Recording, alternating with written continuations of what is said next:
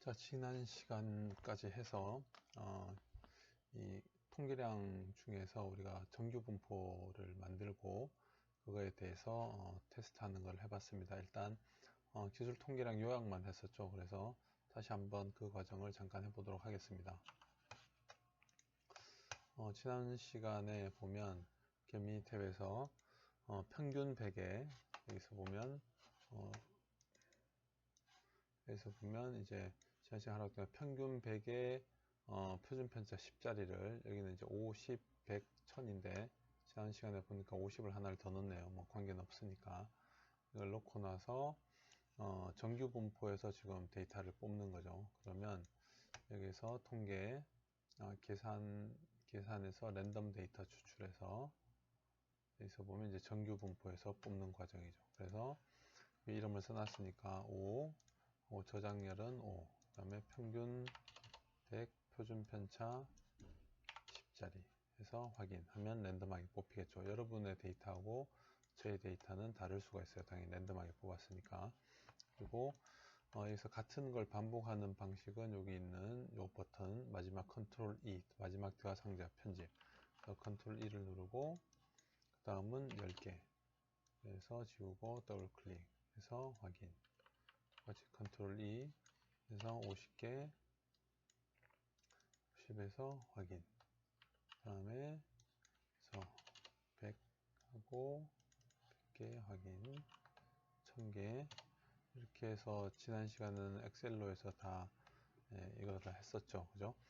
그래서 지금 지난 시간에 했던 거에서 그래픽 요약으로 전체 데이터를 다 봤어요. 그래서 이렇게 보면 지금 평균 100의 표준 편차 10자리이기는 한데 여기서 보면 Y5 같은 경우에는 보면 평균이 98이고 표준 편차가 10.4. 그래서 10개 뽑은 것 같은 경우는 평균이 105고 표준 편차가 9.62. 그 다음에 여기는 50개 뽑은 거는 99에 뭐 9.2. 여러분들하고 저하고 다를 수 있으니까 100개도 100에 10.19. 그 다음에 1000개 가면 조금 더 어쨌든 비슷해지는 상황으로는 가고는 있어요. 근데 좀 랜덤하니까 다르게 뽑힐 수도 있고, 그렇게 보면 여기 있던 이 그림들 중에서 지금 이렇게 보여지는 게 지금 히스토그램이거든요. 히스토그램에서 이거는 정규 적합선을 이제 그어 놓은 건데 이렇게 데이터가 작았을 때는 이 모양이 제대로 안 보이다가 데이터를 조금 더 많이 구간을 잘게 끊으면 이런 형태의 모양을 따라가고 지금 이거 같이 1000 정도 이렇게 자르면 1000개까지 뽑아서 양을 여기서 70에서 80이니까 이 구간만 해도 5개로 나눈 거죠. 그죠? 여기서 빈 막대 값이 요거 13인 거고 79에서 81 사이 이렇게 뽑으면 이 간격으로 뽑으면 거의 이제 종 모양을 다 따라가는 형태가 되죠. 그래서 이런 데이터, 통계적인 데이터를 우리가 뽑을 수가 있다라고 하는 거고, 그래서 최종적으로는 이 요약 보고서를 보게 되는 건데, 이거 이제 지난 시간에 했던 박스 플롯을 보는 방법, 히스토그램을 보는 방법. 그래서 지난 시간에 이제 신뢰 구간 이야기를 잠깐 조금 하기는 했었어요. 그래서 평균의 99% 신뢰 구간 하면 평균이 지금 99.368이긴 하지만 이거는 이 뽑은 표본의 평균이라는 거고 우리는 모평균을 예측하고 싶은 거죠. 그래서 모평균은 지금 봤을 때 98.761에서 99.974까지 지금 여기에 보면 요 평균 이 값이 99.368이에요. 이거에서 플러스 마이너스 요만큼 떨어져 있다는 건데 이렇게 될 것이 내가 이런 데이터를 모 집단에서 이 1000개를 100번 뽑았을 때 95번은 이 안에 모 집단의 평균이 나올 거라고 이야기를 하는 거예요. 이 값이. 그래서 내가 이거를 99% 신뢰 구간으로 해버리면 이게 훨씬 더 좀 넓어지겠죠. 그래서 이 이야기는 뒤쪽에 오늘 할 내용 중에서 추정과 검정 쪽에서 이야기를 더 하도록 하고 그리고 중위수의 신뢰 구간 또 나오고 있죠. 중위수라는 것은 지난 시간에도 이야기했지만 전체를 나열했을 때 순서대로 나열했을 때 가운데 오는 평균이 아니고 순서상으로 예를 들면 이제 100명 중에서 50번째인 사람 지금 요즘 이렇게 소득의 중위소득이라는 이야기가 많이 나오고 있죠 뉴스에. 그때 말하는 그 중위소득이라는 게 소득의 중위수 값입니다. 그리고 표준 편차도 이 의미는 어느 정도 이해를 하겠죠. 그래서 오늘 이 이야기를 조금 더 하고요. 그 다음에 여기서 최소값, 1분위수, 중위수, 3분위수, 최대값. 여기서 우리가 이야기했던 게 지금 여기가 1분위수고 여기가 3분위수라 그랬죠. 그죠? 여기서 3분위수 크기로 봐서 그래서 요 두 안에 50%의 결과가 있다라고 지난 시간에 이야기를 했었고, 그래서 평균 표준 편차 분산 외도 뾰족한 정도, 외도 양쪽으로 기울어져 있는 정도, 첨도 뾰족한 정도, 총 개수 n 1000개. 그러고 났더니 이제 요 부분이 남아 있는 거죠. 정규성 검정이라는 부분이. 이 데이터 중에 다른 건 다 이해를 하는데 지금 요 부분만 이야기를 안 했어요. 이 이야기는 뭐냐면 지금 이 데이터가 지금 뽑았던 1000개 데이터가 정규 분포를 따르는 형태가 된다라고 할 수 있는지를 의미를 하는 거예요. 그래서 이게 이제 이 앤더슨 달링의 값이 되는 거고, 여기서 이제 p-밸류 우리가 나중에 계속 이번 주쯤 지나고 나면 p-밸류가 눈에 귀에 익숙하도록, 그러니까 눈에 익숙하도록, 그리고 귀에 굉장히 많이 들리도록 이야기를 할 거예요. 그래서 지금 이 경우 같은 경우는 이 정규하다라고 이야기를 할 수 있는 거예요. p-값이 0.231이 되니까. 그래서 그 이야기는 조금 더 이따가 더 하기로 하고, 그래서 이 지금 여기서 보면 지금 데이터의 정규성 검증을 하라고 해서 지금 이렇게 나와 있는데, 이야기를 하기 전에 이야기를 하려면 이 분포라는 걸 조금 이야기를 해야 돼요. 지금 정규 분포 이야기를 조금 해야 되는데, 정규 분포를 이야기를 하려고 하면 이런 확률 분포에 대한 이야기를 좀 해줘야 돼요. 그래서 확률 분포하고 이런 분포가 갖고 있는 중심 극한 정리, 정규 분포에 대한 부분을 이걸 이야기를 해야 되는데, 그러니까 확률 용어부터 일단 잠깐 보면 이렇게 랜덤이라고 하는 거는 알고 있죠, 그죠? 그래서 다 랜덤하게 다 뽑아야 된다. 어떤 아무런 순서나 이런 거 영향을 주지 않는 걸 해야 된다라는 거고, 이는 표본 공간이라고 하는 거는 이미 실험에서 나올 수 있는 모든 결과들의 집합이라고 이야기를 하는 거고, 사건, 이벤트라고 하는 거는 이 표본 공간에서 나올 수 있는 것 중에서 일부분이 되겠죠. 예를 들면 이제 동전을 2번 던진다라고 했을 때 이게 이제 앞면 이게 만약에 뒷면이라 그러면 이건 앞면이 2번 연속으로 나오는 거, 이건 앞면 뒷면 나오는 거, 뒷면 나오고 앞면 나오는 거, 그다음 뒷면이 2번 연속으로 나오는 거 라고 하면 이 표본 공간은 이 이제 동전 2번 던져서 연속으로 나올 수 있는 케이스는 이 4가지밖에 없는 거죠. 그래서 이거의 개수는 4개가 되고 이게 다 되는 거고, 이거 중에서 내가 이런 사건이 일어났다 라고 하는 게 이벤트예요. 그래서 확률에 대한 일반적인 법칙은 어떤 이벤트 A에 대해서 이 확률이니까 이 확률 값은 전체 중에서 이게 일어날 수 있는 거는 4개 중에서 이게 일어날 거냐, 이거냐, 이거냐, 이런 거냐니까 0에서 1 사이에 있다는 거고, 그 다음에 서로 A와 B가 서로 상호 배타적이라고 하면, 서로 독립적인 사건이라고 하면 그 교집합은 아무것도 없고, 그리고 합집합이 이제 전체 이 확률의 각각의 확률에 합을 더하면 된다는 거고요. 물론 이제 확률이라고 하는 함수에 대해서 이 표본 공간의 전체에 대해서는 1이 되는 것이고, 그리고 조건부 확률은 이런 거죠. 이제 A가 일어났을 때 B가 일어날 확률, A가 일어날 확률이 먼저 있어야 되고, 그리고 A와 B가 동시에 일어날 확률. 이건 이제 고등학교 때 부분에서 많이 했던 이야기들이죠, 그죠?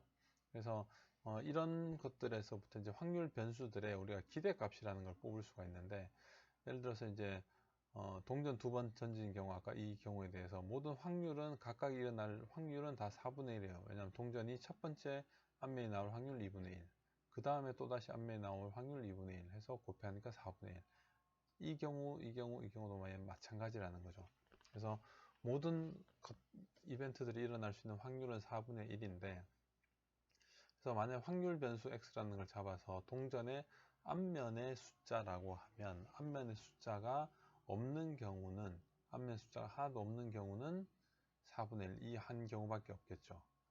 그리고 앞면 숫자가 2개가 될 경우도 이 경우 하나밖에 안 될 거고, 근데 앞면 숫자가 하나가 될 경우는 여기하고 여기가 있으니까 2개 합이 되는 2분의 1이 되는 거죠.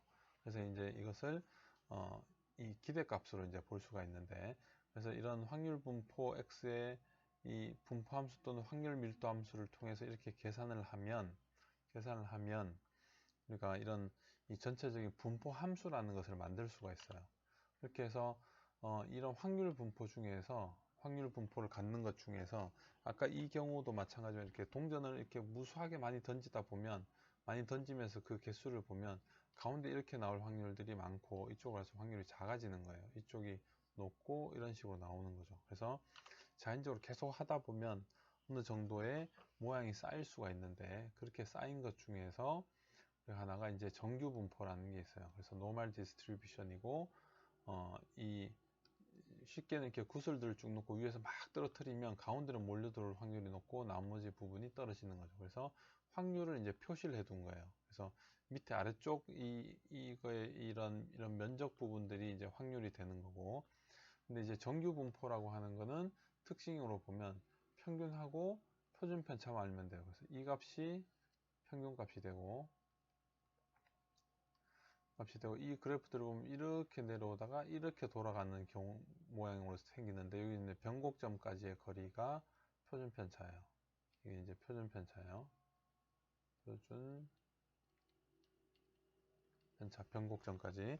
그래서 평균은 보통 뭐 x바가 되던 모 평균이면 뮤라고 쓰고 표준 편차라면 이제 시그마로 쓰게 될 건데 여기까지 시그마. 근데 이제 표준 편차가 크다라고 하면 이게 조금 더 이렇게 넓게 퍼지는 형태가 돼요. 이런 식으로 퍼지게 되고 같은 표준 편차에서 평균만 달라지면 이 같은 이 모양이 평균만 달라지면 같은 모양으로 이렇게 옮겨 다니게 돼요. 그래서 지금 이 곡선들의 차이점은 뭐냐면 같은 평균의 표준 편차들만 달라진 경우가 돼요. 근데 이런 정규 분포라고 하는 거는 아까 전에 구슬을 이렇게 떨어뜨린 이야기도 했지만 일반적으로 자연적으로 나오는 현상들, 이건 중요해요. 그러니까 일반적으로 자연적으로 일어날 수 있는 그런 현상들에 대해서는 대부분 다 정규 분포를 따르게 돼 있어요. 그래서 보통 우리가 이제 뭐 양궁을 해서 이제 활을 쏜다라고 하면 활을 쏠 때도 굉장히 이제 사람이 아니고 잘 만들어진 기계로 항상 쏘더라도 항상 가운데 맞는 것이 아니고 가운데 조금씩 퍼져서 맞을 수가 있는데 그것들을 전체를 다 합쳐보면 가운데 평균이 제일 많고 나머지 부분들이 이런 모양을 띈다는 거죠. 그게 정규분포라고 이야기를 하는 거예요. 그래서 확률에서 정규분포가 가장 유명하고 중요한 부분이에요. 왜냐하면 우리 삶에서 일어나는 일반적인 자연 현상들이 다 정규 분포를 되게 다 따르고 있거든요. 그래서 이게 이제 정규 분포를 기준으로 해서 우리가 통계나 이런 것들을 많이 다루기 때문에 이 정규 분포냐 아니냐를 다뤄주는 게 일부 중요하다라고 이야기를 하는 거예요. 그래서 지금 여기서 확률 분포를 보면 정규 분포에 대해서 경험적인 규칙을 보면 데이터가 되게 이제 정규 분포를 많이 따르는데 따르지 않는 경우도 누적 확률 법칙은 적용이 된다. 근데 정규 분포하고 실제적인 분포 값을 비교를 하면 되게 표준 편차, 조금 전에 이 모양에서 여기 변곡된 데까지가 시그마라고 했죠. 시그마의 양쪽으로 마이너스 시그마 플러스 시그마까지 요 안에 가 있는 요 안쪽 부분의 영역이 되게 이론적으로는 68%, 전체 일어나는 전체 68%, 그 다음에 실제로는 65에서 한 70% 정도가 이 안에 다 포함이 돼요. 확률적으로. 그리고 플러스 마이너스 2시그마가 되면 조금 더 넓게 잡히겠죠. 이렇게 되면 여기까지 들어오는 면적 안에 들어오는 일들이 전체 중에 95%를 갖게 돼요. 이 안에서. 그럼 대략적으로 92에서 98%가 되는 거고 플러스 마이너스 3시그마가 되면 이게 99.7%가 되는 거예요. 99.7%까지 일어나는 모든 이 안에 있는 일들이 다 일어나게 돼요. 전체를 100이라고 보면 99.7 그러니까 10,000개 중에서 한 30개 정도 빼고는 나머지는 이 부분 안에 다 있는 거예요. 플러스 마이너스 3시금 안에. 그래서 이 정규 확률도라는 걸 우리가 그리는데 normal probability plot이라고 하는 걸 써서 정규 데이터에 이제 데이터의 정규성을 검증을 하는 거죠. 그래서 분포 곡선이 정규 분포에 근접하면 직선에 가깝다. 이 모양들이에요. 이제 히스토그램 상으로 이렇게 정규 분포에 가까운 모양이 나오면 이 정규 확률도를 그리면 이 선을 기준으로 해서 이 선 위에 점들이 이렇게 쭉 놓이게 돼요. 그래서 분포가 이런 형태의 분포가 나오면 이 끝부분이 이렇게 내려오게 돼요. 정규 분포도에서 데이터가 이런 형태로 구성이 되면 여기에서 이렇게 올라가든가 하는 형태가 될 거예요. 이쪽 부분이. 그래서 우리가 데이터 이런 형태가 돼야지만 우리가 통계적인 부분을 굉장히 잘 적용을 할 수가 있고 정교하지 않으면 왜 정규하지 않은지, 이 자체가 왜 정규하지 않은지를 고민을 많이 해야 되는 부분이 되는 거예요. 그래서 조금 전에 만든 것 중에서 이렇게 보면 우리가 미니 탭에서 만든 거에서 여기서 이제 정규 확률도를 그려보려고 해요. 그래서 여기 통계 분석에서 기초 통계로 가서 밑에 보면 정규성 검정이라는 게 있어요. 그래서 정규성 검정을 누르고 변수를 일단 한 50 정도만 보면, 그래서 이제 앤더슨 달링 검정을 하고 OK를 누르면 지금 조금 전에 50이었을 때, 이게 그래프는 더 없네요. 여기서 보면 아까 여기에서 그렸을 때 50 그렸던 게 뭐냐 하면 이 그림이에요. 이 그림이고 50이고, 여기서 이 그림의 정규 확률도를 그리면 이 라인 위에 데이터들이 이렇게 쭉 놓이게 되죠. 그리고 여기는 P값 보면 0.920, 여기 보면 P값 0.920, 그 다음에 앤더슨 달링 값이 이제 0.175니까 여기 이제 소점을 올려서 이제 0.18로 그려놓은 거예요. 그래서 이 정규 확률도에서 이 부분을, 물론 평균하고 표준 편차하고 개수는 여기 있으니까 이 값만 떼서 여기다가 보여준 거예요. 그래서 이 값이, 이 P 값이라고 하는, 우리가 추정과 검정에서 다시 이야기할 건데, 그냥 일단 우선은 이야기한다고 하면, 일단 기본적으로 안다고 하면, 여기서 보면 p-밸류가 0.05보다 작으면 정규하지 않다라고 보통 이야기를 하는 거예요. 그래서 이 p-밸류는 우리가 확률 값인데, 여기서 나오는 우리가 지금 일어나는 일들을 이 확률 분포에다가 이렇게 말하는 t 분포라는 데다가 이것도 이야기할 거예요. 적용을 시켜보면 이 밑에 있는 극단적인 값에 놓여진다는 건데, 쉽게 보면 이건 일어날 확률이 5%라는 거예요. 그래서 우리가 일반적인 데이터들은 다 조금 전에 이야기했듯이 이제 표준의 정규 분포를 따른다고 했죠. 정규 분포를 따르니까 우리가 예를 들어 100개 중에서 빼면 한 95개는 당연히, 95%는 정규 분포를 따라요. 근데 그게 아니고 이 아주 좀 이상한 애들은 일반적으로 보통 데이터, 자연에 있는 데이터를 가지고 오면 정규 분포를 따르니까 95% 안에 들어갈 거예요. 근데 나머지 아닌 5%가 생겼다는 거예요.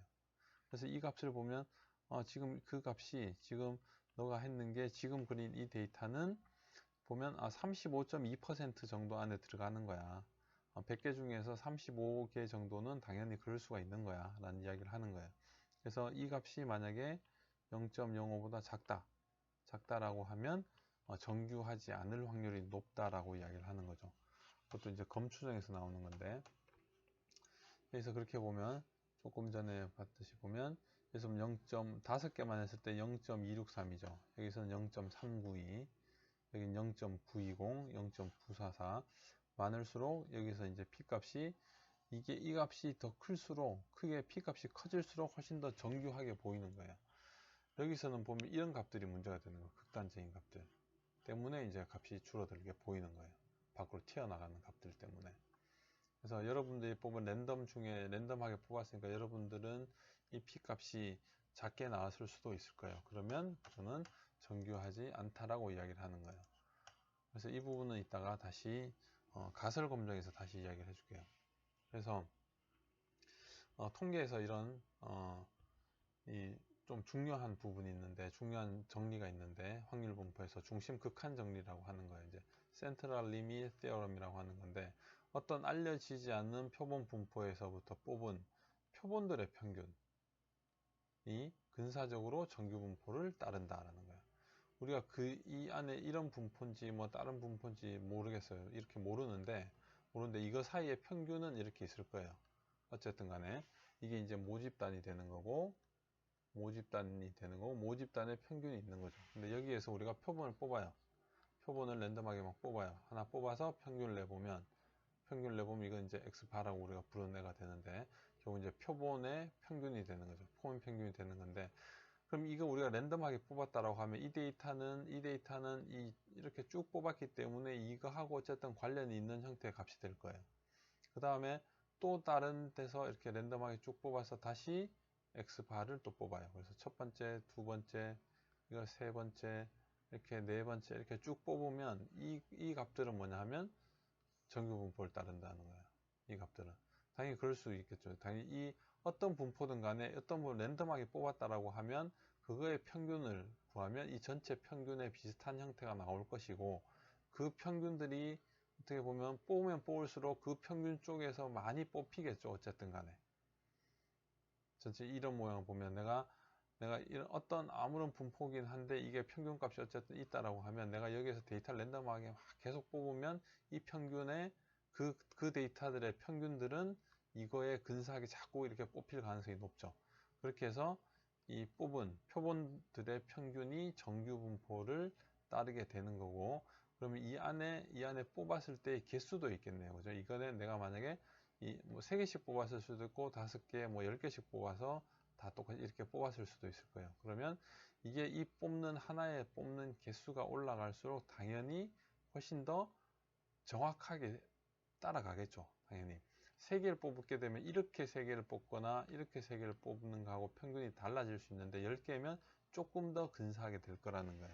그래서 이 개수도 굉장히 영향을 준다라는 거예요. 근데 이게 어느 만큼 영향을 주냐 하면 그거는 이제 다음 장에 이야기를 하는 거고, 그래서 이게 추론 통계학의 근간이 되는 거예요. 왜냐하면 우리가 알고 싶은 거는 모집단에서의 평균이거든요. 모집단에서 평균을 알고 싶은 거예요. 대부분 다. 근데 모집단의 평균은 어떻게 하냐면 그냥 이 중에서 그냥 하나만 이렇게 툭 뽑아서 평균이에요 라고 할 수도 있겠지만, 그것보다는 이거를 여러 개를 더 뽑으면 뽑을수록 이 평균에 훨씬 더 맞는 정규 분포를 따르게 되니까 훨씬 더 이 평균을 잘 쫓아가는 상황들이 오겠죠. 그래서 이제 되게 이런 경우들을 볼 수 있는데, 이것은 이제 관리도 같은 데서 나오는 그래프예요. 시계열도 중에 하나인데, 이제 I 차트라고 하는 거는 이제 인디비주얼 차트라고 해서 데이터 하나하나를 다 찍은 거예요. 우리가 데이터를 이제 이 기계 장비에서 데이터가 쭉 나오면 여기서 이제 하나하나 이렇게 데이터를 다 찍은 거예요. 차례대로 시간에 따라서 또는 뽑은 그거에 따라서. 그럼 평균은 이렇게 나오는데, 이거를 우리가 이렇게 엑스바 차트로 이렇게 만드는 것 중에 하나가 이제 크기가 5인 서브그룹을 만든다고 하는 건 여기 5개, 여기 5개, 여기 5개 값을 하나의 값을 이렇게 평균 값으로 표시를 해준 거예요. 그래서 이 전체를 지금 여기서 이야기하면 n이 5개가 되는 값으로 뽑아서 그 평균을 쭉 그려주면 이 전체는 옆쪽에서 바라보면 이 안에 데이터가 가장 많고 나갈수록 점점 더 줄어들고 하니까 이 옆쪽으로 봐서는 정규 분포를 따르게 된다는 거예요. 그래서 이거에서 이제 다시 나오는 게 이제 평균에 그렇다고 하면 표준 오차. 조금 전에 했죠. 표본 평균에 조금 전에 말한 이런 x1의 바, x2의 바, 이게 n개씩 뽑았어요. n개씩 뽑아서 x3의 바, 이게 표본 평균이죠. 표본의 평균. 그러니까 전체 이런 모양에서 n개를 뽑아서, 그래서 이거의 평균인 거죠. 그래서 이런 과정을 계속 여러 번 한 거죠. 그래서 표본 평균의 표준 편차라고 하는 게 평균의 표준 오차라는 거예요. 이게 이제 지난 시간에 엑셀에 했던 SE 평균 값이에요. SE 평균. 그래서 이 SE 평균은 어떻게 될 거냐 하면 전체 평균에, 원래는 이 모집단에 있는 표준 편차야 되는데 이걸 알 수가 없으니까 여기 있는 표본의 스탠다드 인디비주얼 각각 데이터의 전체의 각각 데이터들의 이 표준 편차에다가 루트 n을 나누는 만큼이 이 평균의 스탠다드 에러 오브 민이 되는 거예요. 평균의 표준 오차가 되는 거예요. 그래서 이 평균의 표준 오차는 개별 관측치보다 샘플 크기의 제곱근을 나눈 만큼 평균이 더 안정되어 있다. 그러니까 이건 뭐냐면 평균의 표준 편차라는 거예요. 평균이 여기서 뽑았던 이 평균들이 이렇게 넓게 퍼져 있으면 평균을 예측하기가 굉장히 힘들겠죠. 근데 이게 n의 개수가 올라가면 올라갈수록 이게 이렇게 점점 더 이렇게 선다는 거예요. 이런 형태로 개수가. 그러니까 이 모집단에서 n 개수를 많이 뽑으면 뽑을수록 많은 양을 뽑아서 표본으로 만들어서 할수록 훨씬 더 이렇게 평균 주위에서 전체 평균, 이 평균은 당연히 이 평균하고 같다고 했죠. 여기 평균하고 같이 갈 거라고 했죠. 그러니까 평균을 훨씬 더 잘 예측을 할 수 있다는 거예요. 그래서 이 값이 줄어들면 내가 모집단의 평균을 구하고 싶은데 여기서 n을 작은 값으로 뽑으면 이 모집단의 평균을 예측이 좀 이렇게 굉장히 넓게 가는 거고, n을 키우면 키울수록 루트 n분의 1만큼 해서 이게 훨씬 더 이렇게 줄어드는 거죠. 그 사이가. 그래서 이제 요거에다가 이제 t 분포에 대한 정도를 곱해서 지난 시간에 엑셀에서 했던 그걸 곱해서 신뢰 구간들을 만드는 거예요. 그래서 결과적으로는 이렇게 많이 뽑으면 많이 뽑을수록 이게 훨씬 더 안정되어 있다. 평균값이. 그래서 실제 적용 방법은 뭐 이렇게 측정 시스템에 우리가 뽑은 거에 에러를 좀 감소시키고 싶다. 측정 시스템이라는 것도 하는 것도 결과적으로는 모집 단위 데이터를 뽑기 위해서 이제 샘플을 뽑는 거예요. 샘플 뽑는데 이거에 에러를 좀 줄이고 싶으면 이거를 이거하고 하나만 하는 게 아니고 이 여러 개 뽑았던 거에 이 값들의 평균을 다시 내는 거예요. 그러니까 이거의 평균, 이거의 평균들이 다시 평균을 구한 것이 이것이 이 평균에 근사하게 간다는 거죠. 중심 극한 정리였으니까. 그래서 그 평균을 구하는 것이고 샘플 크기를 줄이면 줄일수록 자동적으로 당연히 줄어든다는 거죠. 그래서 측정 에러를 내가 반으로 줄이고 싶다라고 하면 4개 측정 값의 평균을 구하면 돼요. 4개 값을. 그래서 이제 n이 이제 2가 되는 거예요. n이 4가 되니까 이제 이렇게 루트 n이 되니까 2분의 1로 줄어드는 거죠.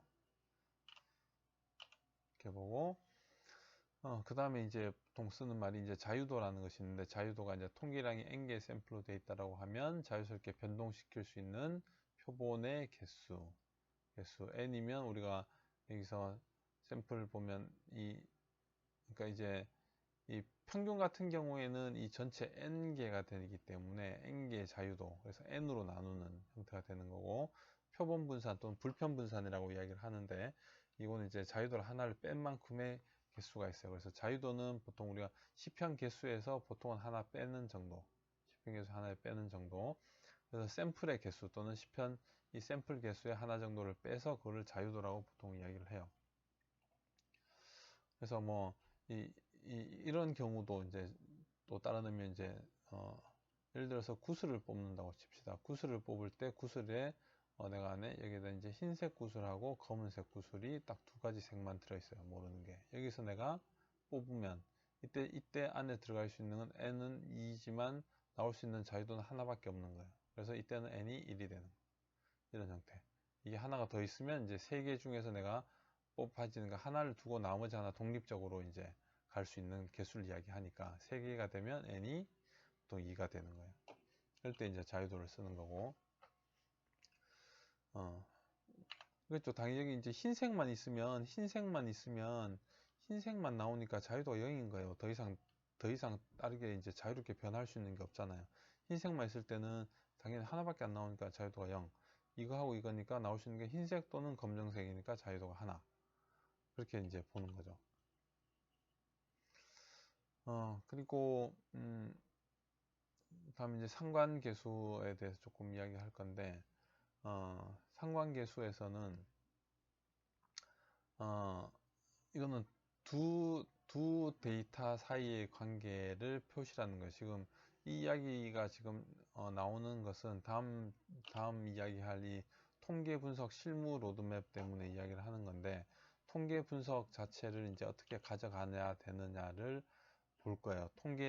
통계에서 지금 어떤 걸 가져가려고 하냐 하면 자 우리가 지금까지는 이제 요게 지나고 나면 검추정을 하게 될 건데 지금 이제 통계 부분을 하고 있어요. 이제 그러면 통계라고 하는 거는 조금 전에 이야기했듯이 지난주에도 이야기했듯이 이런 모집단을 알고 싶은 거예요. 추정 통계를 하는 거는 그래서 모집단의 특성을 알고 싶은 건데 이거를 다 못하니 그러면 이 안에서 표본을 뽑고 그리고 표본에 대해서 값을 찾고 이거를 나중에 이렇게 추정을 하는 거야.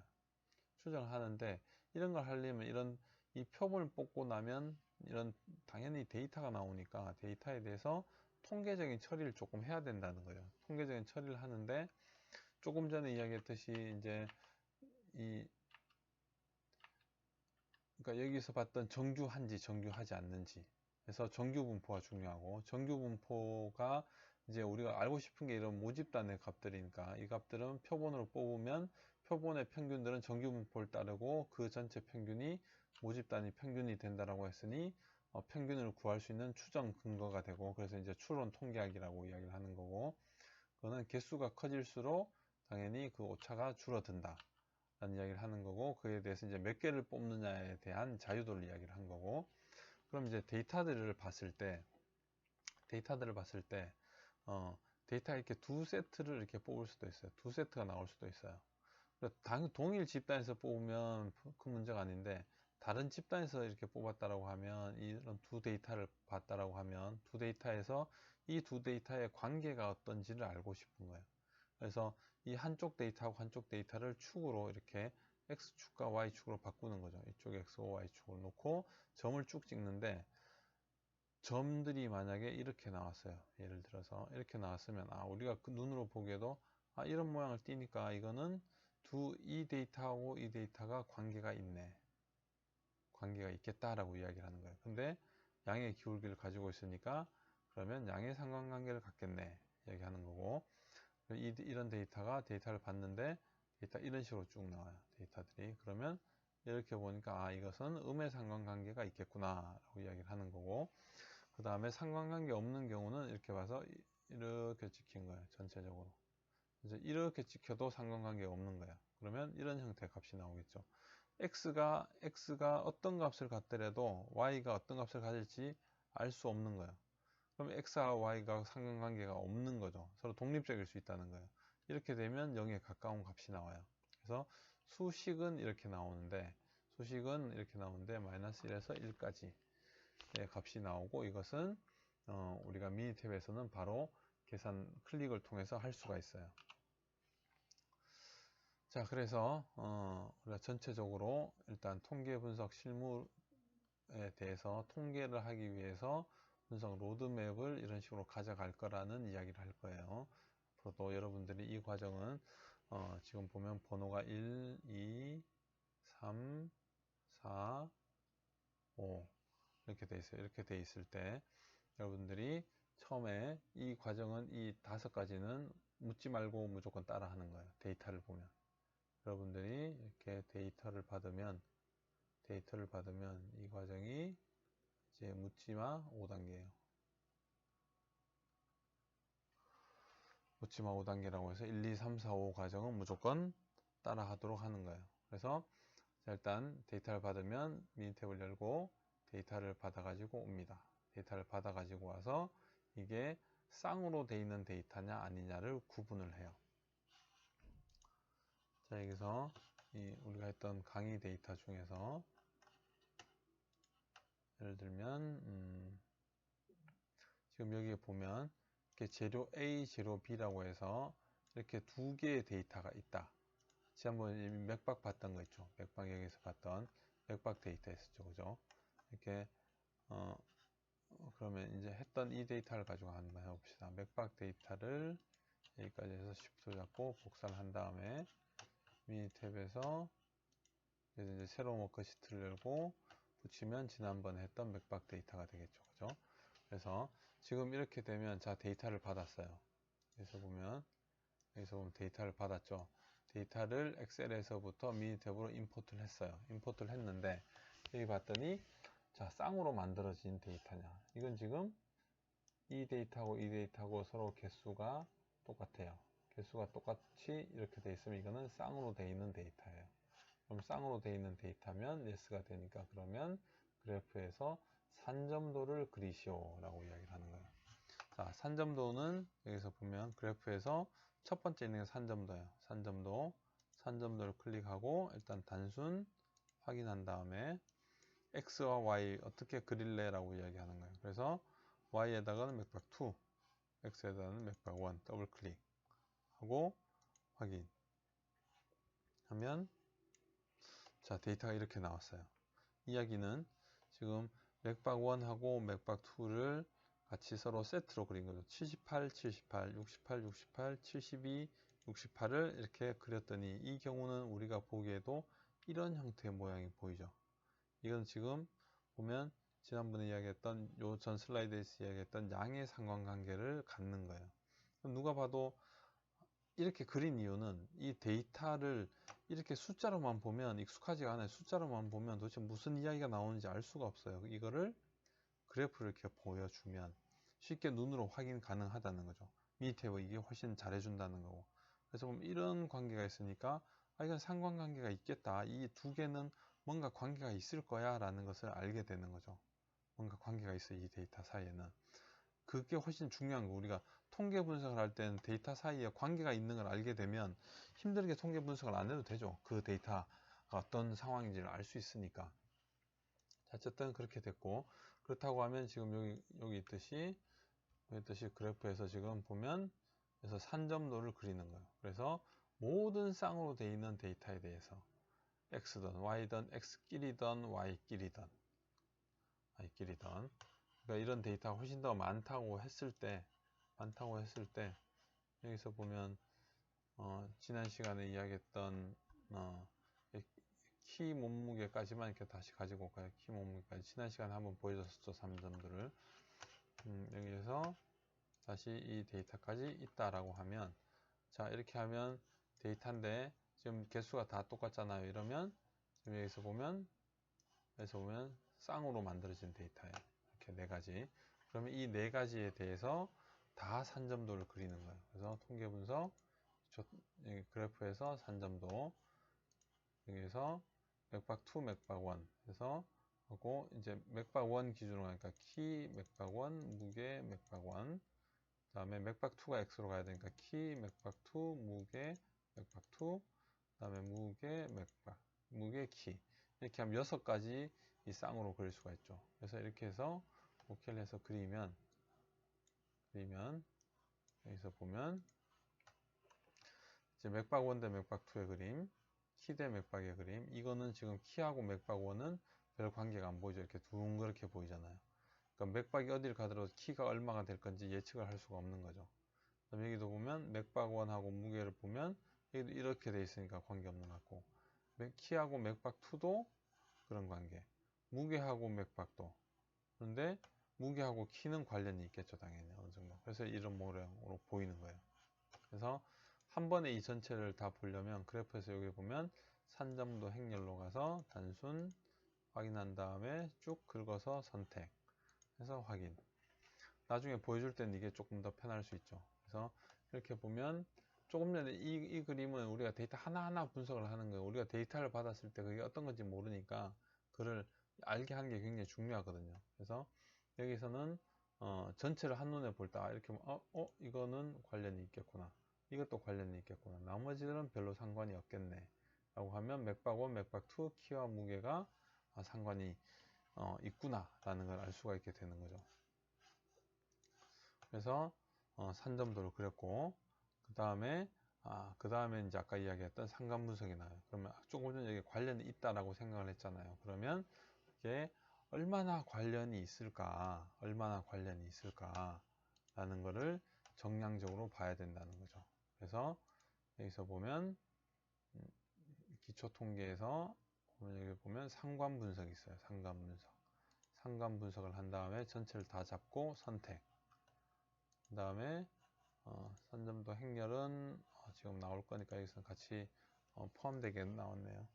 그래서 확인을 해주면 지금 예전 15나 16 버전까지는 여기서는 이제 이 상관계수만 나오고 상관계수값만 나오고 이 값은 나오지 않았는데, 여기에서는 같이 나오도록 지금 바뀌어져 있네요. 19 버전에서는. 그래서 조금 전에 보듯이 이 산점도 행렬에서 보듯이 이거를 같이 다 볼 수 있는 거죠. 보면 여기서 R 값이 조금 전에 이야기한 값이에요. 양의 값이니까 양의 값. 이거는 약간의 음의 값, 약간의 음의 값. 이 값들이 지금 이 R 값이 여기 있는 이 값들이고, 그렇게 되면 여기서 이 값도 영향이 없고 영향이 없는 같이 보이고, 그래서 이 값은 R 값, 피어슨 계수값이 옵션 피어슨 상관계수 하고 저장하고 그래프 구간보다는 p 값으로 보는 게 나을 거예요. p 값 결과 확인 그러면 여기서 보면 아까 전에도 여기서 우리가 계속 p 값을 보게 될 거라고 이야기를 했죠. 그죠? 그래서 p 값이라고 하는 건 여기서 지금 0이고, 여기 데이터를 보면 P값이 여기가 0이고 여기도 0이죠. 나머지들은 이것도 영향이 있는 것 같이 유의한 거예요. 이렇게 보면. 그러니까 조금 전에 이렇게 개수로는 이렇게 돼 있는데 그거를 이제 확률적으로 이제 평가를 해주는 거죠. 그래서 이것은 유의한 거예요. 굉장히 유의해. 이거는 관계가 있어. R 값은 이렇게 돼 있지만 플러스 이렇게 돼 있지만 유의한 값이야. 서로 유의해. 관련이 없지 않아. 하고 한 게 P가 0을 보여주는 거고 여기도 이게 0.05보다 큰지 작은지를 보는 거예요. 그래서 여기서는 0.07이니까 이거는 관계가 없어. 이것도 관계가 없어. 이거는 0.053이니까 0.05보다 큰데 그냥 그림을 볼 땐 관계없이 보여. 여기도 0.05보다 작긴 하지만 전체적으로는 약간 아래쪽으로 향하는 듯하게 보이기는 해. 그래서 이거는 관계 있을 수 있다고도 이야기하고 없다고도 이야기할 수 있어요. 이 부분은 이제 여러분들이 어떤 상태에서 어떤 방식으로 평가를 하고 있느냐에 따라 달린 거예요. 그래서 일단은 뭐 보류를 하고 유의하다라고 생각을 해도 돼요. 그래서 이렇게 하고 그러면 기본적으로 이제 통계 이 상황들은 확인했죠. 그죠? 상관 분석까지. 데이터를 보면 쌍으로 받았으면 관계가 있는 게 없는지를 그림으로 확인한다. 그거를 수치로 확인한다. 수치로 확인한다. 지금 각각 그렸던 거 여기서 이제 3점도 행렬로 나온 거고 앞에서 미리 좀 그런 거 확인을 봐야 돼요. 그러고 나서는 그래프에 이 C 계열도를 봐야 됩니다. 지금 받았던 데이터가 이게 랜덤하게 들었다고 하니 이 데이터를 C 계열도로 봐야 돼요. 여기 말하는 게 이제 C 계열도 여기 있는데 C 계열도를 확인해서 이 전체를 잡아서 이렇게 봅시다. 이렇게 보면 이 데이터가 지금 들어온 순서잖아요. 들어온 순서대로 이런 게 딱 봤을 때 지난 시간도 이야기했죠. 이거하고 이거하고 차이가 있는 것 같고 여기는 쭉 랜덤하게 어느 정도 좀 내려가는 경향이 있지만 랜덤한지 안 한지 그런 부분들을 확인을 해야 된다는 거예요. 그래서 지난 시간에 조금 설명을 했으니까 빨리 이 부분 갈게요. 그래서 시계열도 모든 데이터에 대해서 어떤 이 안정적으로 가고 있는지 어떤 썸 트렌드가 있는지를 확인을 해 주라는 거예요. 확인을 해주고 그리고 나서 그 다음에는 이 정규성 검증을 해야 돼요. 여기서 이야기했듯이 이 각각에 대해서 데이터를 일단 우리가 그래픽 요약을 하면 한 번에 다 나올 수 있지만 데이터를 하나하나 보는 거예요. 직접 맥박 확인 이게 뭐 P가 0.013이죠. 그죠? 그리고 여기 데이터가 위쪽에 놓이긴 하는데 약간은 좀 벌어지는 정도. 이거는 정규하지 않은 것 같이 나오는 거예요. 정규하지 않다라고 이야기를 할 수 있는데 대개 우리가 이 정규 분포의 정도는 이 라인에서 약간 크게 이렇게 벗어나지 않는 정도면 이렇게 모니터에 볼펜 정도 이렇게 딱 가져다 대서 약간 지워질 수 있는 정도면 다 가려질 수 있는 정도면 되게 정교하다고 생각을 해도 돼요. 크게 그 정도는 영향이 없으니까. 그다음 맥박2 확인. 맥박2는 이거는 확실히 더 문제가 있네요. 그죠? 아까 이야기했듯이 우리가 어디서 봤듯이 여기서 보면 시계열도에서 봤듯이 시계열도에서도 좀 크게 벗어나는 정도. 지금 전체 히스토그램을 보면 또 다를 건데 여기하고 끝과 끝이 많아요. 양쪽 끝이. 그러니까 이거는 측정할 때 뭔가 순서상에 뭔가 문제가 있을 수도 있다는 거예요. 데이터상에. 그 다음에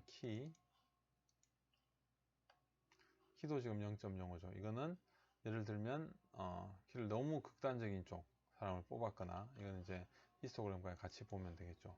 이게 무게도 보면 0.0719 이거는 정규하네요. 그래서 기본적으로 여기서 이제 정규하다 정규하지 않다를 정규성 검증을 하는데 이것이 이제 P값이 0.05보다 크면 정규한 거예요. 정규 노멀 디스트리뷰션을 따르는 거죠. 정규한 거고 그거보다 정규하지 않으면 왜 그런지를 생각을 해야 돼요. 이 데이터에서 뭔가 문제가 있었는지 왜 정규하지 않는지 이 데이터 자체가 정규하지 않는 분포를 따를 수도 있어요.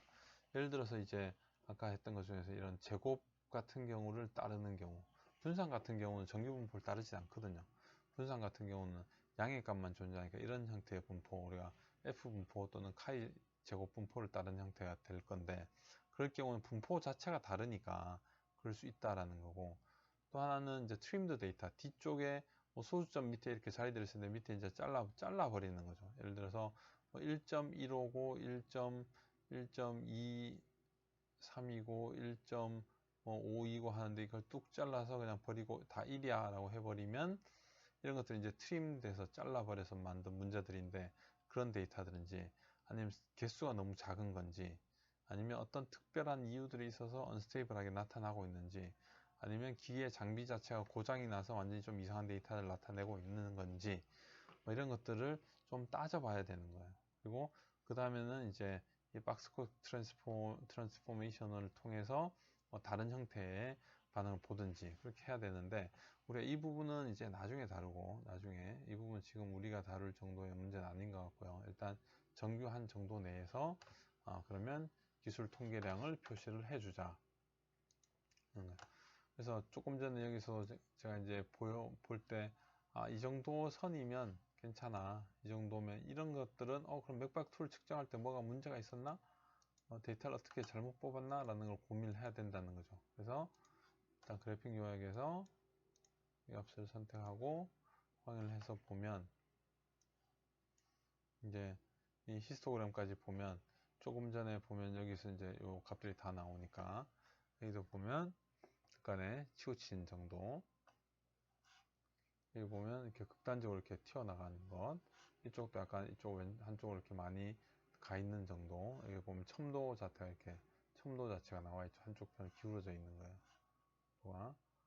첨도가 외도가 이제 이쪽으로 기울어져 있는 거고, 여기서 보면 이 정규하게 나온 애들은 이렇게 외도도 작아요. 외도 자체가 이렇게 이렇게 나오고, 이 경우 같은 경우는 외도가 좀 크죠. 굉장히 크게 나오고, 이거는 이제 0.005보다 작다라는 거고, 굉장히 작게 나온 거고, 그래서 이 정도까지는 어느 정도 정규하다라고 봐줄 수 있어요. 이런 정도는 정규성 검정에서는.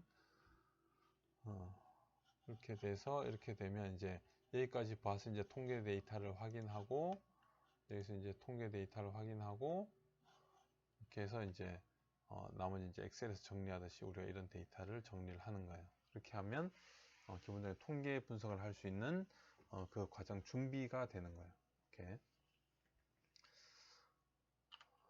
그래서 여러분들이 앞으로는 데이터를 받으면 항상 저걸 생각해요. 저 5가지는 무조건 해야 된다고 생각을 해야 되는 거예요. 근데 이제 데이터 한 가지만 나오면 이 시계열도부터 시작해야죠. 하나만 있으면, 한 세트가 아니면 이게 만들어질 수가 없는 거죠. 쌍이 아니면. 그래서 요 데이터 표시는 요 그림은 따로 이제 그림 파일로 올려줄 테니까 여러분들이 출력을 해서 옆에 책에다 끼워 두거나 아니면 휴대폰에다 받아두고, 여러분들이 데이터를 만나면 항상 이 과정들을 보고 그 뒤에부터 이제 시작을 해야 되는 거예요. 자, 지금부터는 이제 추정에 대해서 좀 이야기를 할게요. 추정이라고 하는 거는 표본으로부터 구한 통계량으로 모집단의 모수를 예측하는 거죠. 우리가 모집단에서 데이터를 뽑아서 이 표본을 가지고 표본에서 데이터를 뽑은 다음에 이걸로 이 집단의 평균이나 표준 편차가 얼마가 될 거다라는 걸 예측을 하는 거예요. 그래서 목적은 이제 정확한 추정량을 구하는 것인데, 여기서 이제 다른 것보다 이제 이 부분을 조금 더 이야기할 거예요. 우리가 이제 이론적인 부분보다 실무적인 부분을 좀 공부하려고 하는 거니까. 그래서 추정의 종류가 이제 보면 점 추정과 구간 추정이 있는데, 점 추정이라고 하는 거는 이제 한 점면에 표본 뽑아가지고 이 값의 평균은 이 점이야, 이 얼마야, 내가 이 표본의 평균을 뽑았더니 여기서 30이었어요. 그러면 이걸로 30이야 라고 이야기를 하는 건데, 이렇게 점 하나만 추정하는 거는 이거는 무조건 틀리는 거죠. 하나의 값으로 모수를 추정하는 거, 모수가 어디 있는지 모르니까 정확하게 전체를 다 뽑았지 않는 이상, 전체를 다 뽑아서 모수 전체를 다 뽑아 가지고 이거야 라고 하는 거는 가능하지만, 그게 아닐 때는 당연히 틀리는 거예요. 그래서 우리가 구간으로 잡고 인터벌을 가지고 에스티메이션을 하는 거예요. 그래서 우리가 이 모수의 평균이 여기쯤 있을 건데, 그게 내가 여기서부터 내가 구한 표본 평균을 기준으로 해서 여기서부터 여기까지 있을 거야 라고 이야기를 해주는 거죠. 그래서 평균이 10인데 내가 표본에서 뽑았다, 아까 여기서 보면 평균이 30인데 30 이하라고 하면 무조건 틀릴 거니까 한 20에서부터 40 사이에 있을 거야 이렇게 이야기를 하는 거예요. 그러면 틀릴 수 있는 확률이 줄어들죠. 그죠?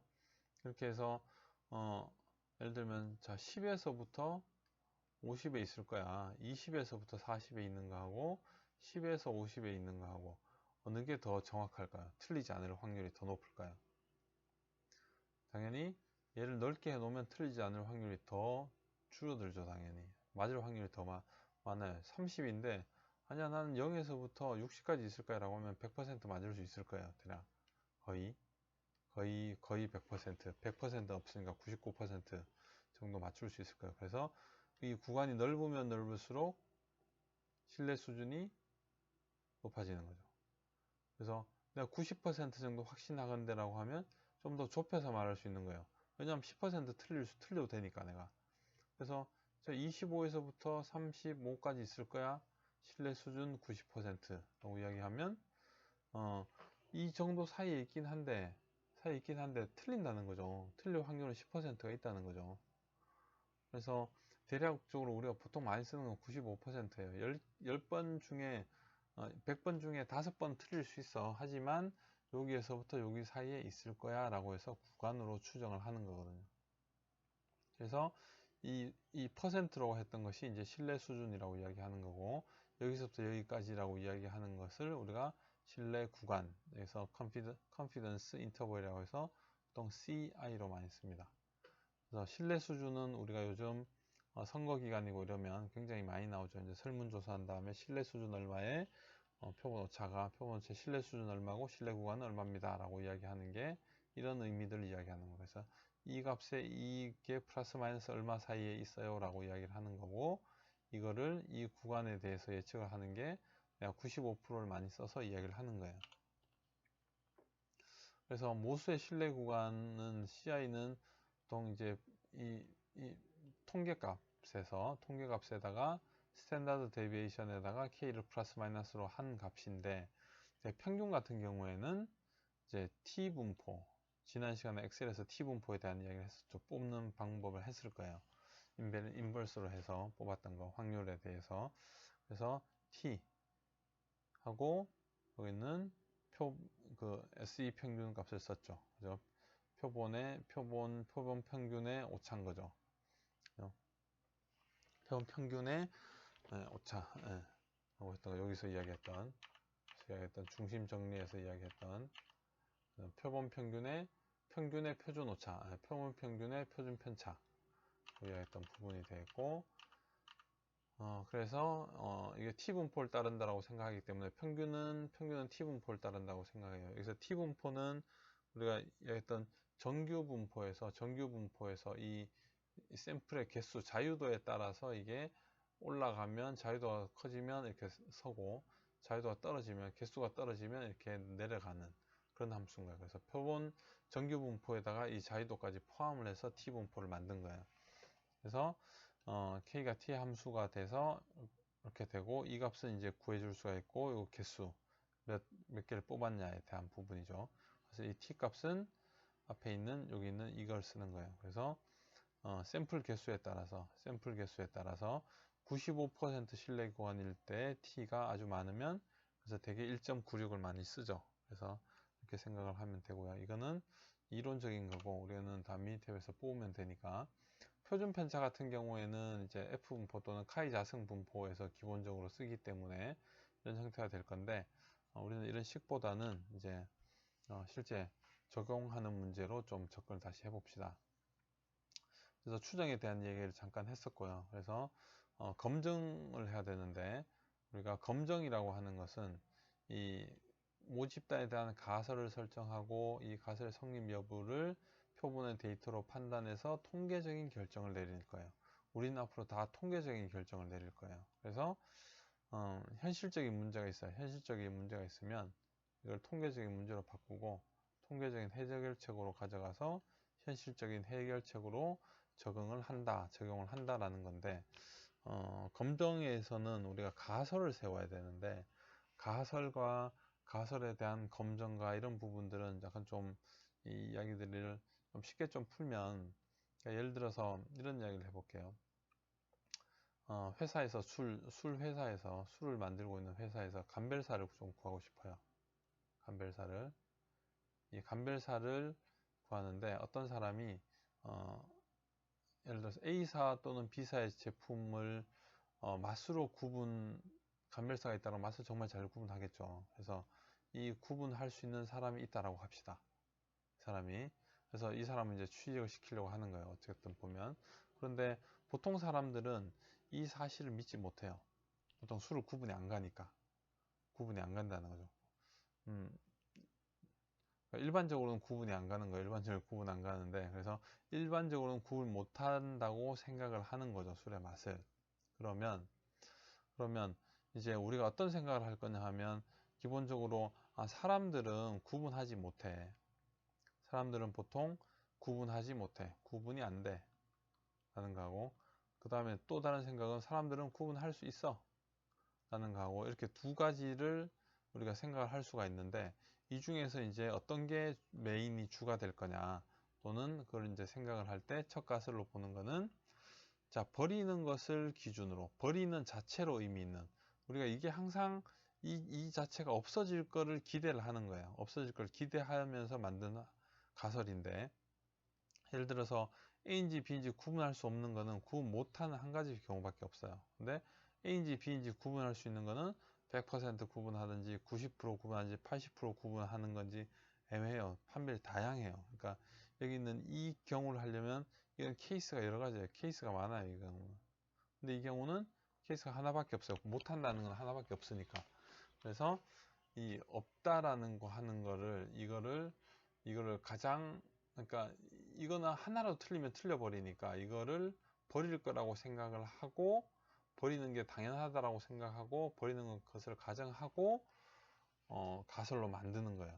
그래서 이렇게 만든 가설을 우리가 귀무가설이라고 이야기를 해요. 귀무가설. 그리고 이 반대로 이쪽 구분 가능하다라고 하는 것을 우리가 대립가설이라고 이야기를 해요. 그래서 귀무가설은 HO, 대립가설은 HA로 많이 쓰는데, HO는 변화가 없다거나 차이가 없다. 약간 보수적인 측면이죠. 변화가 없거나 차이가 없어. 대립은 변화가 있거나 차이가 있다. 라는 이야기를 하는 거예요. 자, 그리고 이제 아까 전에 이제 알파 이야기 잠깐 하는 걸 이제 이렇게 생각을 해봅시다. 자, 그러면 이 구분한다라고 했는데, 그러면 어느 정도 맞춰야지 구분할 수 있다라고 이야기를 할 거냐 이거죠. 자, 이게 A인지 B인지 맞추는 거는 아까 동전 던진다는 거 비슷해요. 어쨌든 한번 첫 번에 맞출 확률은 2분의 1이니까 50%죠. 두 번 연속 맞출 확률은 4분의 1이니까 25%예요. 세 번 연속 맞출 거면 8분의 1이고 12.5%죠. 네 번 연속 맞추면 16분의 1이고 6.25%예요. 근데 이게 5번 연속 맞췄다라고 하면 32분의 1로 3.125%예요. 그런데 이 정도면 와, 이 3% 정도가 되면 와, 이건 진짜 우연일 거야. 이렇게 일어나는 거는 정말 우연이야. 동전을 던지게 했는데 5번 연속으로 다 앞면이 나왔어요. 그러면 실력이라기보다는 우와, 우연이야, 우연 라고 이야기를 하는 거죠. 그죠? 근데 내가 이거를 통계 경험상으로 봐서는 반대로 이야기하면 이 정도로 맞춘다라고 하면 이거는 우연이 아닌 거예요.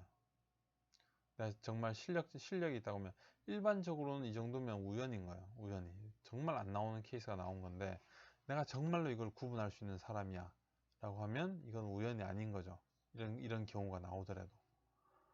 그렇지만 이제 그러니까 이 사람이 실력이 있다라고 생각을 할 수 있는 게 와, 이제 3% 정도 5% 밑으로 떨어지면 실력이 있어.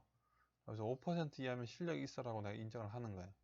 그런데 이 5% 이하라고 하더라도 이 3.125%가 요행일 수 있는 위험성은 있다는 거죠. 이 사람 자기는 맞췄다고 생각하는데 우리가 볼 때는 5번에 정말로 요행이 발생을 해서 다 맞췄다라고 하면 우리가 이 사람한테 속을 수 있는 확률은 3.125%죠. 그게 이제 크게 봐서 이제 5%라고 보는 거예요. 그래서 우리가 속을 수도 있다라고 생각하는 것, 이거는 정말 내가 우연이야. 우연히 발생을 해버렸어. 라고 해서 있는 게 5%.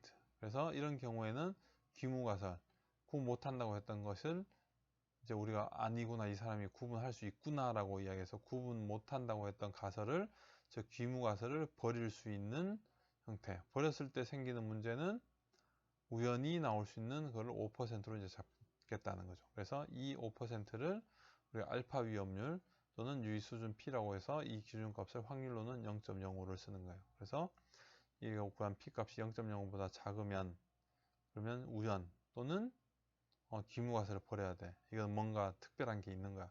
실력자야. 이런 생각이 드는 거죠. 그러면 그 안에 대립가설을 잡아준다는 거야. 변화가 있다 또는 차이가 있다. 그래서 일종과오라고 하는 거는 잘못된 긍정을 할 가능성. 실제로는 우연이었는데 이 사람이 구분할 수 있어 라고 말하는 오류인 거예요. 그게 이제 알파 위험으로 보면 그 알파 일종 과오를 저지를 수 있는 위험 확률. 그래서 일반적으로 5%. 이걸 유의 수준을 알파 위험과 같다라고 이야기해요. 그래서 우리가 보통 알파 위험, 베타 위험이라고 많이 부르는데 이 그림을 많이 써요. 이런 형태. 이제 여기서는 실제 이제 배심원의 결정, 우리가 이 실제 재판에서 많이 하는 그런 경우가 되는데, 자 아까 이야기했다시피 실제로 진실은 이 사람이 구분하지 못해요. 진실 이 사람 수를 구분이 안 돼. 그래서 우리가 수를 구분할 수 있으면 채용을 하고 싶어요. 채용할 거예요. 근데 이 사람이 실제로는 구분 못하는 사람이야. 구분 못하는 사람인데 우리가 실제로 구분 못하는데 구분 못하는데 우리가 그 사람을 구분 못해라고 판정을 했어요. 그러면 오케이, 잘한 결정이죠. 근데 실제로는 구분이 안 돼. 구분이 돼. 구분할 수 있는 사람이야. 근데 우리가 이 사람 구분할 수 있어라고 판단하면 이것도 맞는 거죠. 근데 나머지 부분에서 실제로 구분 안 되는데 우리가 이 사람 구분 가능하다라고 이야기를 하는 거죠. 아까 이야기한 대로 5번 연속 맞췄어요. 우연히 5번 맞췄는데 우리가 봐서는 이런 거는 우연일 수가 없어. 이건 실력이야 라고 해서 판별사로 채용을 해버린다는 거죠. 이게 판별사 채용을 해버리는 확률이 5% 안쪽이면 이거는 요행 때문에 생기는 위험인 거죠. 실제로는. 그래서 알파 위험이라고 이야기하고, 근데 실제로 이 사람이 구분할 줄 알아요. 근데 우리가 구분 못해 라고 판단할 수도 있다는 거죠. 이렇게 돼서는 잘못되는 과오를 이종 과오라고 우리가 불러요. 그럼 뭐냐면 판별 가능한 사람인데 취업을 못하게 된 거죠. 우리가 취업해서 버린 거죠. 그러면 여기서는 이런 확률은 보통 베타 위험이라고 부르고 대개 한 10% 정도를 줘요. 이 기준값을 10%. 이게 훨씬 더 타이트한 거죠. 이게 훨씬 더 널널한 거고 우리 이야기로 보면. 그래서 우리가 봐서는 술 판별사로 채용하는 것보다 잘못 봐서 채용 안 하는 게 회사로 봐서는, 회사 입장으로 봐서는 위험이 적다는 거죠. 만약에 채용을 했는데 잘못된 결과들을 이 사람이 계속 만들면 훨씬 더 위험하다는 거예요. 근데 판별 가능하지만 취업을 안 시켰어요. 그럼 뭐 다른 방법으로 어쨌든 그 전에 하던 방법을 쓰고 있었을 거니까 위험성은 덜 하다는 거죠. 그래서 여기는 한 10% 정도 아직 결정을 하는 거고, 여기는 한 5% 정도로 값을 비교를 하는 거예요. 그래서 아까 했듯이 1종 과오, 2종 과오라고 이야기를 하는 거예요. 자, 그래서 가설 검정을 한번 예를 들어서 한번 해봅시다. 그래서 순서는 이렇게 되는데 이 이야기를 먼저 예제를 통해서 한번 볼게요. 예제.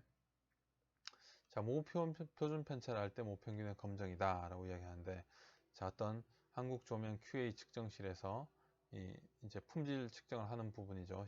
부서에서 가정용 형광등의 평균 수명을 추정하기 위해서 9개의 형광등 수명을 단축 실험, 좀 빨리 실험을 해서 결과를 얻었더니 다음과 같은 데이터를 얻었다. 그래서 여기서부터 여기까지 지금 9개의 데이터를 얻은 거예요. 실험을 했던 형광등을 가지고 실험을 했더니, 근데 우리 원래 알고 있어요. 형광등에서의 표준 편차는 10시간인 거 알고 있어요. 10시간을 평균에서 10시간이 왔다 갔다 한다는 건 알고 있어요. 그랬을 때 우리가 보통 그 전에 있던 가정용 형광등이 1100시간이었어요. 1100시간이었어요. 그럴 때 예를 들면 이제 이 케이스를 약간 이제 바꿔 말하면 이렇게 이야기할 수 있는, 그 전에 우리 회사에서의 평균 수명이 1000시간이고 그때 표준 편차가 10시간이었어요. 모집단을 계속 해봤더니. 그런데 우리가 새로운 뭔가의 방법을 써서 데이터를 뽑았더니 뭔가 이제 계산을 했죠. 계산을 해서 바꿨더니 이런 데이터를 얻었어요. 뭔가 개선이 되던 지금 보면 데이터가 1100보다는 작으니까 개선이 아니고 뭐 다른 일을 했는데 뭔가 문제가 생겨서 설비상의 문제가 생겨서 어떤 걸 해봤더니 이런 데이터를 얻었다는 거죠. 그랬을 때 이게 지금 나오고 있는 게 우리가 평균 1100시간인지를 이야기할 수 있느냐 없느냐 라고 이야기를 하고 싶은 거죠. 이런 경우가 있을 거예요. 흔한 경우에 이제 회사에서는 우리가 그 전에 이런 값으로 알고 있어서 이 제품에서 이 값이야, 이런 데이터야. 근데 우리가 뭔가 일을 했어요. 그랬더니 다른 데이터가 나왔겠죠. 그러면 이 데이터 때 평균이 1100이었는데 그럼 새로운 거에 데이터를 샘플 여러 개 쭉 뽑았더니 그럼 이거하고 같다고 할 수 있어? 또는 이게 더 좋다고 할 수 있어? 이게 작다고 할 수 있어? 라고 하는 거를 평균만 딱 뽑으면 예를 들어서 평균을 딱 뽑았는데 1102야. 1102였어. 평균을 딱 뽑았더니. 그러면 원래 건 1100인데 내가 뭔 일을 해서 1102가 되도록 했어요. 그러면 1102니까 2 올라갔으니까 이거보다 좋아라고 이야기를 할 수 있냐 이거죠. 아니라는 거예요. 이야기했지만 통계적으로 이런 건 정규분포를 따르니까 원래는 여기 1100인데 내가 여기서 잠깐 뽑았는지 어떻게 알아요? 3%라는 건 항상 존재하니까. 그러니까 이제 통계적으로 이게 가능한지 아닌지를 판단을 하는 거예요. 그게 추정이고 검증인 거예요. 그래서 이때는 자 기본 가정을 설정하고 규모가설과 대립가설을 설정을 하고 유의 수준을 설정하고 통계량 설정하고 기강력을 설정하고 크기를 결정하고 통계량을 계산해서 유성을 판정한다. 굉장히 복잡하죠. 그래서 기본 가정을 설정하는데 규모가설은 아니 달라지지 않았어. 너가 한 게 별 것도 없고 그 사이에 아무 문제가 없어 라고 하는 게 1100일 거야. 그대로 똑같아 라고 하는 게 보수적으로 설정을 한다는 거예요. 그래서 이게 규모가설이 되고 대립가설 아니야. 뭔가 달라졌어. 뭔가 차이가 있어. 뭔가 일이 있어 라고 이야기하는 게 대립가설이에요. 유의 수준은 아까 얘기했지만 5%인지 10%인지 근데 회사에 따라 다르겠지만 일반적으로 5%를 쓰고 좀 더 타이트하게 하고 싶으면 낮추면 되겠죠. 그리고 이제 검정을 위한 통계량인데 우리가 표준 편차 알고 있으면 보통 T 검정이라는 걸 G 검정 값을 써요. 그래서 G 값을 쓰고 기강력을 가지고 이렇게 판단을 한다. 이게 일반적으로 우리가 그동안 시료 크기도 있고 하니까 여기서 보면 이 기강력을 5%니까 우리가 아까 이야기했듯이 지금 95%짜리 쓰니까 여기 기강력 여기하고 여기 안에 확률이 들어가면 이렇게 기각할 수 있어. 그리고 시료의 크기 가지고 샘플 9개였어. 그래서 9개 가지고 하면 실내 구간이 이렇게 될 거고 그 실내 구간을 가지고 잡았더니 그렇다고 하면 이 안에 범위에 들어오는지 안 들어오는지 이런 이야기를 하는 건데 이 값을 지금 우리가 이렇게 보면 이거는 고등학교 때 하던 식으로 굉장히 복잡한 통계가 되는 거고 우리는 밑에 프로그램이 있으니까 이걸 쓰자는 거예요. 자, 여기서 새로운 워크시트 들어가서 여기서 형광등 봅시다. 그냥 자, 여기서 SA라고 이야기를 합시다. 그러면 데이터를 여기서 다시 쭉 넣어주면 되죠. 이 데이터를 그대로 넣겠습니다. 여러분도 똑같이 하세요. 987, 1121, 997, 1020, 978, 040, 982, 그 다음에 1050, 992 라고 데이터를 뽑았어요. 그러면 자 여러분 여기서 지금 이 데이터를 봤어요. 그러면 이 데이터를 받았어요. 그럼 뭘 해야 되죠? 자 조금 전에 했던 걸 생각을 해보면 우리가 뭘 했었냐 하면 이걸 했어요. 이거를 통계 분석 실무에서 분석 로드맵. 자 첫 번째 데이터를 받았어요. 그러면 쌍인지 아닌지 판단을 해야 돼요. 묻지마 5단계 무조건 하라고 했죠. 쌍으로 돼 있어요? 하나죠. 그러니까 아니죠. 그러니까 이거 아니에요. 이것도 아니고. 그러면 시계열도를 그려야 되겠네요. 시계열도를 그리고 정규성을 보고 기술 통계량을 보면 되겠네요. 그럼 여기서 그래프에서 시계열도를 봐야 되겠네요. 여기서 SA를 가져와서 봅시다. 그러면 자 이렇게 보면 시계열도가 이렇게 되는 거예요.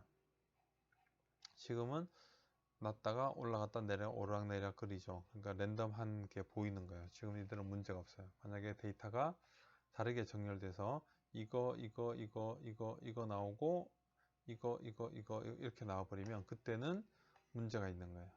예를 들어서 여기서 우리가 이 데이터가 아니고 SB였다 라고 해서 그래서 여기 있는 987, 997, 978, 982, 992 다음에 빠진 112 이거 1020, 1040, 050 만약에 이렇게 됐다고 칩시다. 그러면 여기에서 SB를 가지고 시계열도를 뽑아보면 이렇게 나와요. 이렇게 나오면 뭔가 이거는 경향이 있는 것 같아요. 요거 하나가 튀긴 했지만 이게 만약에 뒤에가 있거나 하면 이건 지금 뭔가 순서를 쭉 따라가듯이 보이는 거죠. 이건 랜덤하지 않다는 이야기를 하는 거예요. 이렇게 되면. 근데 어쨌든 여기서는 이렇게 됐으니까 랜덤 시계열도 들어온 순서에 따라서는 큰 문제가 없구나. 그러면 그 다음에는 여기서 기초 통계에서 이제 정규성 검정으로 가야 되죠. 여기서 SA만 가지고 정규성 검정을 했더니 데이터 이렇게 나오고 0.077이야. 그러면 0.05보다 크니까 정규하다. 정규하니까 우리가 쓰는 통계량을 구하자. 기술 통계량을 구하자. 그래서 여기서 그래픽 요약을 해서 SA 가지고 확인한 다음에 여기서 여기서 보면 평균이 1018이죠. 이미 1018이에요. 그러면 지금 1110인가 보다 작죠. 이대로 이제 확인을 한번 할 수가 있는 거예요. 그리고 1018에서 지금 평균이 어디에서 어디까지 있을 거냐면 95%로 봤을 때 983부터 1054까지 있을 거라고 예상을 하는 거죠. 근데 지금 여기서 보면 평균 수명이 1100시간인가를 검정하라고 했으니까 이거보다 밖에 있겠네요. 그죠? 그러면 아닐 거라고 예상은 할 수가 있어요. 지금 현재로는. 그래서 여기까지 과정만 해도 대충 예상은 할 수가 있는데 자 그럼 이거는 이 부분 어떻게 할 거냐. 통계에서 기초 통계로 가면 지금 위에 3개를 했고요. 그 다음에 할 게 요거예요. 지금 1표본 지 검정을 할 거예요. 1표본 지 검정. 그래서는 여기에서는 알려진 표준 편차가 있을 때는 1표본 지 검정을 하고 그게 없을 때는 이제 1표본 T 검정을 하는 거예요. 1표본 T 검정. 여기서는 지금 아까 이건 없던 거고 여기서 보면 통계 분석에서 이 이야기는 다음 시간에 할 건데 지금 이 샘플이 지금 하나밖에 없기 때문에 한 열로밖에 안 돼 있기 때문에 1표본이라고 하는 거 원 샘플이고 지 검정. 여기 안에 지금 요약 데이터는 개수로만 넣는 거고 여기서는 표본에 한 열씩 어디 있냐면 여기 있어요. 그 다음에 알려진 표준 편차는 얼마라고 했죠? 10시간이라고 이야기를 했어요. 그 다음에 가설 검정을 수행할 거예요. 가설 평균은 1100시간인지를 보라는 거죠. 그래서 옵션에 보면 신뢰 수준 95% 나와 있고 평균과 가설 평균이 같은지 안 같은지를 대립가설. 크나 작다도 역시 대립가설이죠. 같다는 것은 귀무가설이고 확인. 그래프에서는 히스토그램, 개별값, 상자 그림 다 확인하고 확인. 자 하면 이렇게 나와요. 이렇게 보면 기술 통계량 나와 있죠. 9개고 평균값 있고 표준 편차 나오고 평균의 표준 오차 나왔죠. 그죠? 이게 이 루트 n분의 시그마죠. 그죠? 그래서 실내 CI 실내 구간은 95% 실내 구간 이렇게 되죠. 그래서 1012에서 1025 사이에 있을 거다. 95% 신뢰하건데 95% 100번 중에 95번은 그렇게 될 거다. 그래서 기무가설은 이게 1000이야. 대립가설은 이게 1000이 아니야. 라고 하고 G값 구하고 P값 나왔죠. P값이 0이죠. 이야기는 P값이 0이니까 특별한 경우가 일어난 거죠. 0.05보다 작으니까 기무가설은 아니고 이거는 같다라고 할 수 없다. 라고 해서 대립가설을 선택하는 거예요. 그래서 히스토그램을 보면 여기 안에 지금 보면 요렇게 표시된 게 뭐냐면 이게 모집단이 있을 추정체 모집단이 여기쯤 있을 거야 라고 이야기를 하는 거예요. 이 데이터 가지고 뽑은 게 평균이 이 값인데 그러면 모집단은 95%니까 여기서부터 여기 사이에 있을 거야. 근데 네가 말한 가설은 여기 있어. 그러니까 이게 이가 안에 있다라고 이야기하지 못해. 이거는 이제 히스토그램으로 개별값으로 상자 그림으로 했던 거는 이건 중위수라 그랬죠. 그죠? 이거는 이건 중위수라고 했고 이거 라인들이니까 그리고 이거는 평균이 여기 있을 거라고 했는데 가설이 여기 있으니까 이거는 기각해야 돼. 그래서 이거는 1100이라고 이야기를 할 수가 없다라고 이야기를 하는 거야. 그러면 그 이야기는 결론을 보면 그럴 수가 없다라고 했는데, 그러면 이 결론이 뭔가요? 아까 전에 뭔가 일이 일어나서 장비가 뭔가 바뀌어서 이런 데이터가 나왔는데, 그러면 이 일이 이렇게 일어난 일 자체가 뭔가 의미가 있는 일이 되어버린 거죠. 의미가 있는 일이 되어버린 거예요. 문제가 생긴 거예요. 그래서 이 문제를 고쳐야 되는 거예요. 내가 여기서 뭔가 작업을 해서 뭔가 바꿨어요. 바꿔서 P값이 0.05보다 작게 나왔어요. 그러면 유의한 일이 일어난 거예요. 그 이야기는 내가 뭔가 한 일이 잘된 일이라는 거예요. 뭔가 잘 되든 안 되든 뭔가 의미가 있었다는 이야기를 하는 거예요. 그래서 이 부분들은 우리가 조금 더 그 다음 이야기를 해가면서 계속 하고, 이번 주는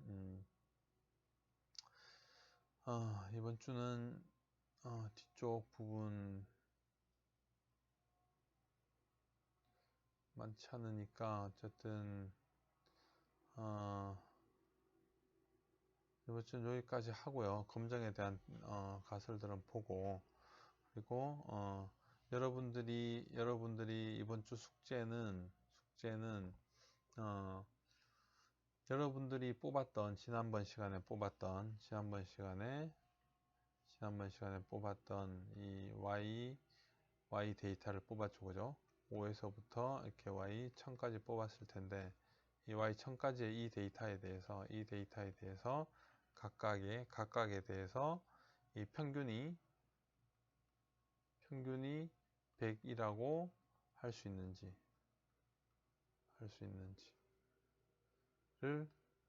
풀어서 내는 거예요. 단 뭐냐면 표준